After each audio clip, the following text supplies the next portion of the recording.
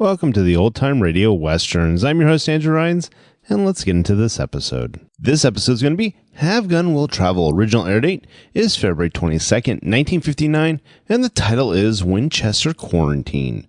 Hope you enjoy, and again, thanks for listening. If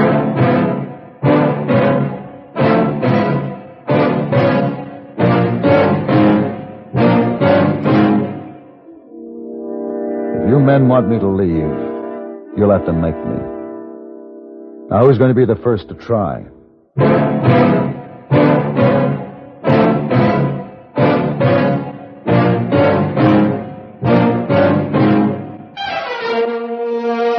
Have Gun Will Travel.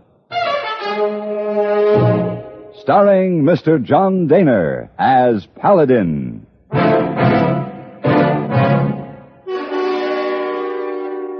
San Francisco, 1875. The Carlton Hotel, headquarters of a man called Paladin.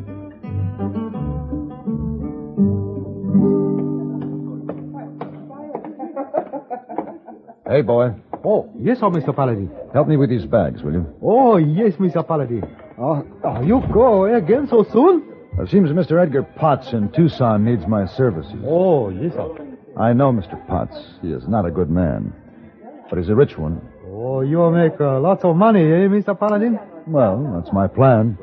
Look, hey, boy, this came up very suddenly. I've had to cancel my engagements for this week. Will you see that these notes are delivered? Oh, yes, sir. Let me see. Missy Dilly Clark, Kitty O'Connor, Adelaide Smith, Jessie Donahue, Francesca Valise, Mabel Hart, and Major John B. Culpepper. Thursdays, I play chess.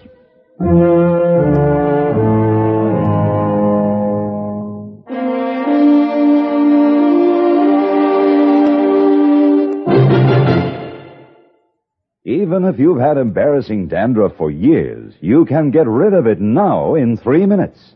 That's all it takes with Fitch Dandruff Remover Shampoo. Yes, unsightly dandruff's gone in 3 minutes with Fitch, quickest, easiest of all leading shampoos. What's more, using Fitch regularly is guaranteed to keep embarrassing dandruff away. Just apply in the unique Fitch manner. Before you wet hair, rub in 1 minute. This way, Fitch shampoo penetrates right down to the scalp. Next, add water. Lather 1 minute to wash every trace of dandruff out of your hair. Then rinse 1 minute. All that loosened dandruff goes down the drain. In 3 minutes, with Fitch, 1 rubbing, 1 lathering, 1 rinsing, dandruff's gone. At the same time, gentle Fitch can leave your hair up to 35% brighter. To get rid of dandruff problems forever, brighten hair too. Use Fitch regularly. Get Fitch Dandruff Remover Shampoo today, only 59 cents.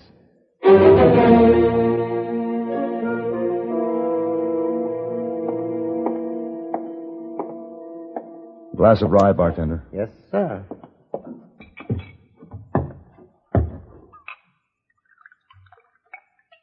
There you are. Come in on the stage. Yeah. Figure to stay a while in Brotherton? No, as soon as they get that axle fixed, I'm going on to Tucson. Where you from? San Francisco. Great little town, Frisco. Yeah. Noisy in Brotherton. What's going on? Well, now, wait till I get around there. We'll just go have a look-see. Rewind here, Injun. We told you it was going to happen. Now, you listen to me. You get rid of every head of that disease stock on your place, Injun. Or we'll do more than keep you within your boundaries. We'll burn you out. House, hide, and hair. I guess it ain't nothing. Might as well go back and finish your drink. He shot that Indian's horse. Now, you take that carcass away and burn it. There's sickness enough without you savages bringing in more. Come on, Petey. Who are those men? The one on the big roan's McNally. The other's Peavy, his foreman. And the Indian? Joe Whitehorse. He's got a little ranch, borders on McNally's spread. I see. He's an educated Indian. They're the worst kind. Yeah, I'm sure of it. Well, why did he kill his horse? Rough him up like that? I don't know. It ain't my problem, mister. Where's the livery stable? North end of town.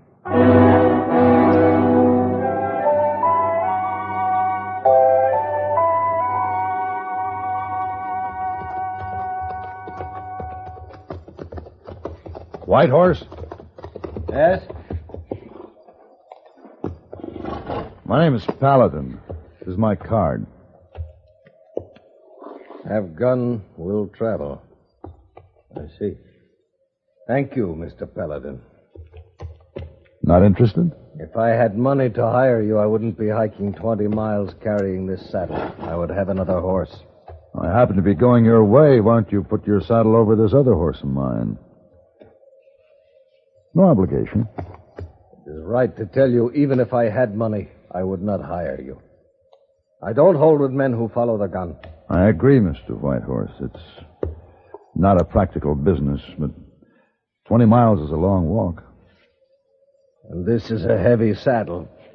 I accept your kind offer, Mr. Paladin.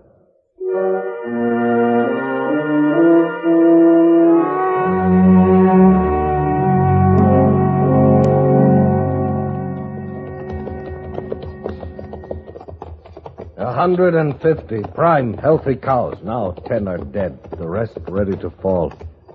They keep losing weight, dying. Has a veterinary looked at them? I can't get him to come out and look. I am a mission Indian, educated Indian. I have few friends among my own people and fewer among yours. Yes, I saw an example of that back there in Brotherton. They don't want me in that town. I can't trade in the stores. I buy supplies through the man who runs the pharmacy. The only one who will admit that we are human. Wait, rein up, Mr. Paladin. There ahead. My land. Looks like land a man would fight for. I paid for that land. I'm willing to fight. I don't know how. My father wore feathers in his hair. Lived in a teepee. He was at war with the white men, fighting for his way of life. When he saw he could never win, it broke his spirit, but it made him wiser. He sent me to the mission school. Learned to live and think like a white man. He said that was the only way we could have a home in our land. 3 riders. You know who it is? Wait. Peavy and 2 of his hands. The one who killed my horse.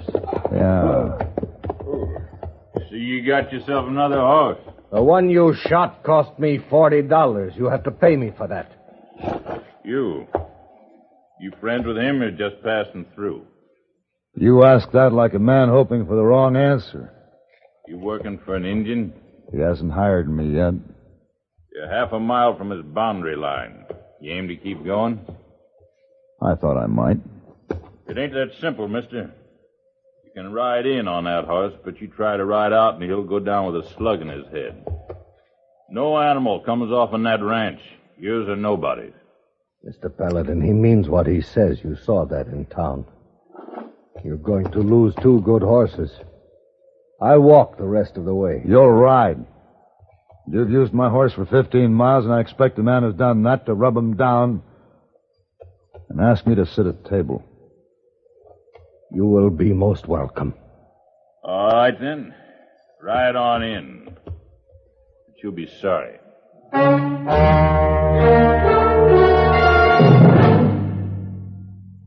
I was a teenage germ. That's right, I was a teenage germ, living in a lovely scratch on the tile bathroom floor. I came in on a saddle chew, and then I moved to the floor. There were millions of us germs, playing rock around the sink or hide and infect. My hostess was a wonderful woman. Every week she'd splash all around us with nice warm soap and water. But then some rat squealed to her about Lysol, and we had to beat it. Lysol kills germs.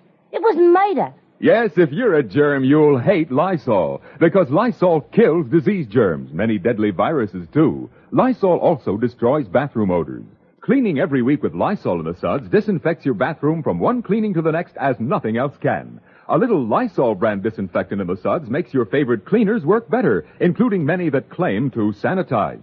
Lysol is now available in regular or pine fragrance, as little as 29 cents. We're looking for a new bathroom to live in. How about yours?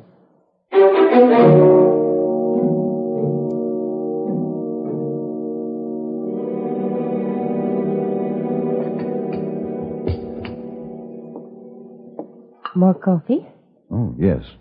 Please, Mrs. Whitehorse. So, you are a gunfighter, Mr. Paladin. Well, Miss Whitehorse, I have a certain talent with weapons. When people in trouble need such a talent, I hire it out to them. I see. Is a gunfighter expensive, Mr. Paladin? I have expensive tastes. Joseph, I like my home. I want to stay here. I think all we need right now is time. Every day more stock dying. Quarantine around me, that means I must sneak off my own land But like with a thief. time, Joseph, we can find out what is sickening our cattle. We can build a healthy herd. Joseph, if Mr. Paladin can scare them into leaving us alone... I will not have that kind of thing, Martha. But we must do something. Mr. Paladin, we do not have any money to pay you, but this is rich land. We will give you a part of it, if you will fight for your part and for ours. I'll talk with these men. In the meantime, thanks for your hospitality. It was our pleasure. I'll walk out with you. Take care, Mr. Paladin. McNally is a violent man. You told Peavy he'd have to pay you for that horse he shot. I don't mind taking over the debt. I'll trade you the horse you came home on. Ah, that's a good horse. You cheat yourself. Well, maybe I'll get Peavy to throw in something else of value. Mr. Paladin, well, perhaps you won't understand. Men differ. What do you mean? When I walk out of my house onto my own land, it gives me a good feeling. I love this place. It has given me pain, but there is something. This is mine. This handful of earth here. This is mine. Certainly. It's just like a... Wait. Your handful of earth there. Where? Here. Put it in this handkerchief. Well, Here, in the handkerchief. Good. I don't understand. Strange man, Mr. Paladin. That's right, and I've just had a strange notion. I'll see you again, Mr. Whitehorse.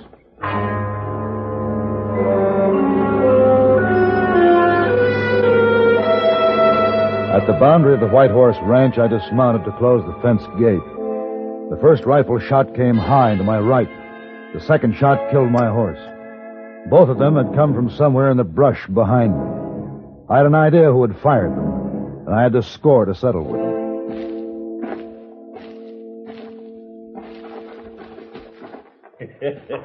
Sure looks like you're afoot, don't it? You did that shooting? It's his Indian boundary. That's a bad habit you have, PV, killing horses. I warned you. I remember. Now I'll use your horse to take me into town. You lay a finger on that bridle, you Injun. You can tell McNally what happened. He'll find me in town.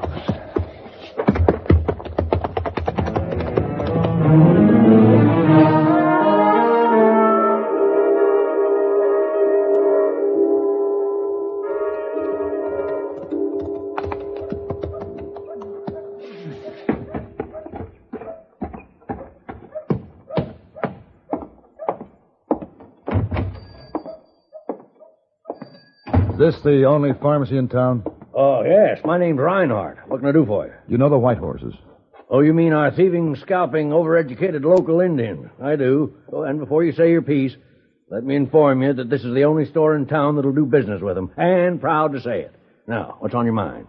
Are you set up to make a chemical analysis, Mr. Reinhardt? Chemical analysis? Son, I've got the most complete laboratory south of San Francisco, back there just gathering dust. Where's there a place for science in a town where they bury a chicken head by the light of the moon to get rid of warts? Let me tell you something, mister. McNally, he tells the citizens how to think. And speaking of the devil... McNally? He's probably looking for me. Oh, what for? Here, take this. What in tarnation do you want me to do with a clod of dirt? Now, we're only supposing, Mr. Reinhardt. Run a test on this, and I'll talk to you later. Okay, but it don't make any sense.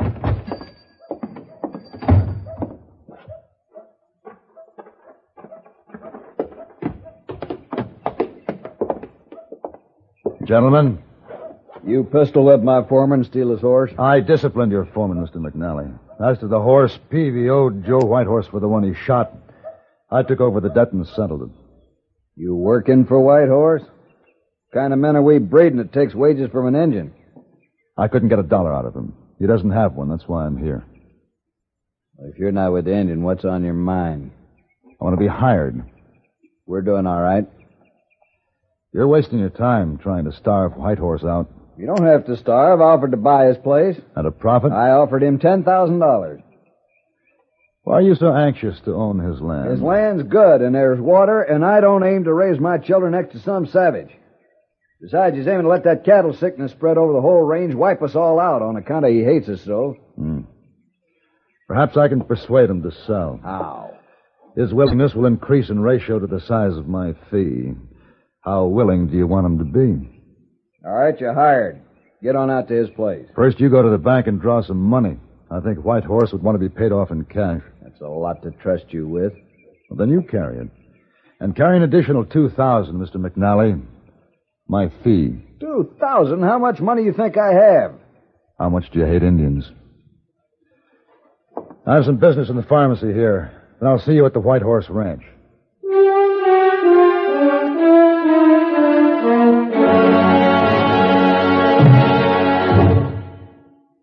There's a big change going on, an important one for car buyers. It's the countrywide change to Rambler. Passing car after car in sales, Rambler now leads all but 2 other makes in state after state. What does it all mean? That Rambler has what people want and cannot get in other cars. Rambler is the quality compact car. For instance, Rambler has plenty of hat room, shoulder room, and leg room for 6 big people. Yet Rambler is so trim on the outside, it handles and parks with the greatest ease. For first cost, gas economy, and resale value, Rambler is America's top economy car. Yet only Rambler offers the fine features of personalized comfort. There are front seats that glide back and forward separately to perfectly fit short legs or long, adjustable headrests, airliner reclining seats, twin travel beds, finest air conditioning at lowest cost. Throughout, Rambler engineering is more advanced, Rambler workmanship more careful. Come in and drive the quality compact car, Rambler. See your Rambler dealer.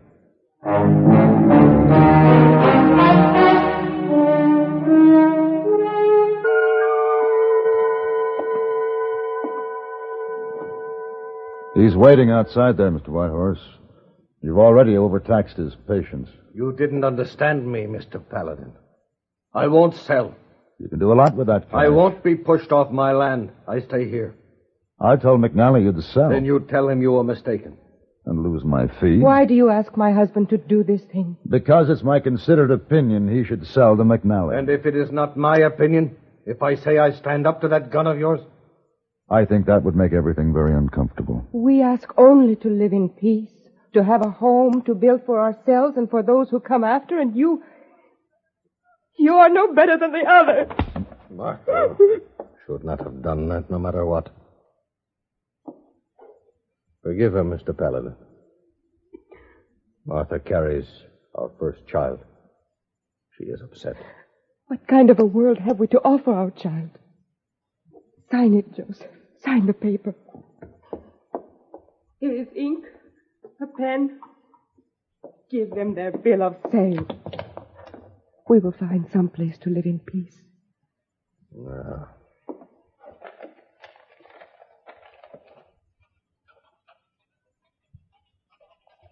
Yeah. You have earned your money. I'll tell McNally he can come in and take possession. Mr. Paladin, one day you will meet a gun faster than yours. That's probably true, Mrs. Whitehorse.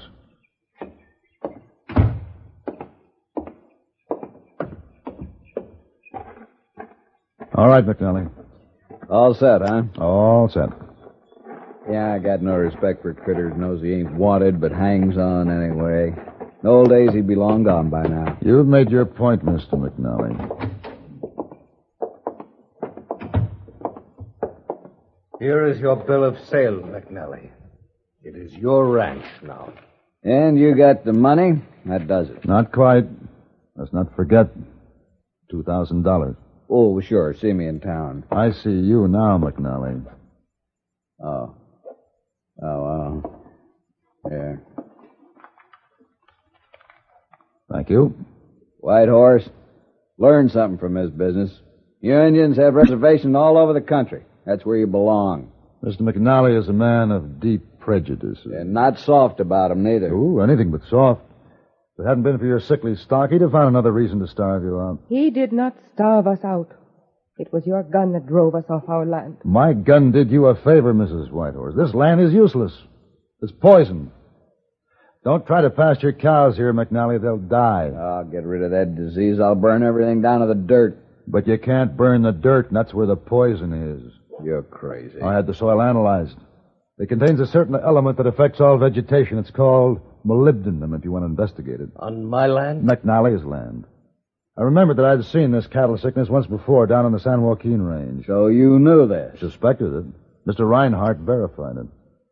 If this is true. It's true. But then I cannot keep this money. Oh, yes, you can. You dirty lying cheat. Good day, Mr. McNally. Indian lover. Mr. Paladin. I'm sorry I had to do it this way, but it's difficult to conspire with an honest man. Mrs. Whitehorse, I want to leave this fee from Mr. McNally as a gift for your child who is yet to be born. That is a great deal of money, Mr. Paladin. I cannot take it. Oh, please accept it. For your child, with my apologies for this imperfect world we have to offer him, and my hopes for a better one in his lifetime. Thank you, Mr. Paladin.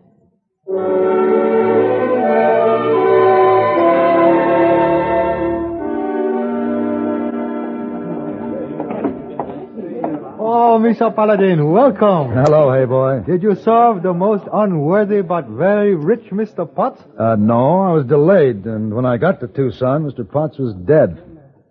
His wife shot him. Oh, then you don't make lots of money. Your whole trip be wasted, eh? Too bad. Not at all, hey boy. On the contrary, I found it quite rewarding. You have someone wait for you upstairs in room. Ooh, well now. Yes, Major John B. Culpepper. It's Thursday, remember?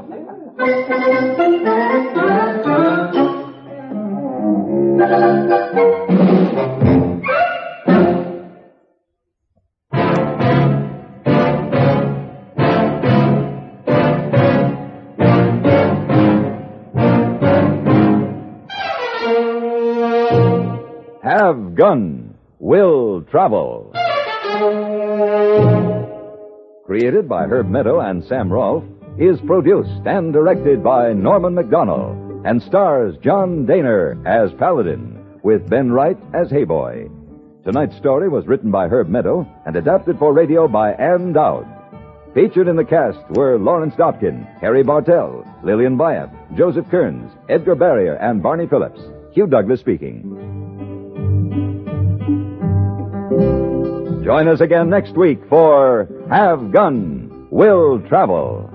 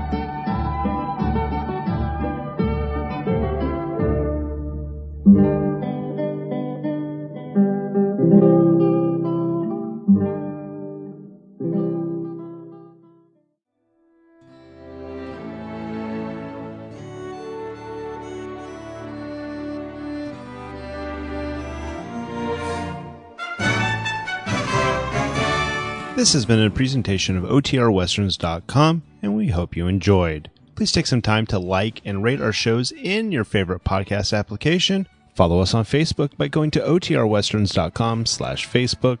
Join in the conversation by going to otrwesterns.com/Discord. And don't forget to send us an email, podcast@otrwesterns.com. This episode is copyright under the Attribution Non-Commercial Share Alike copyright. For more information, go to otrwesterns.com/copyright. Have a great day, and again, thanks for listening.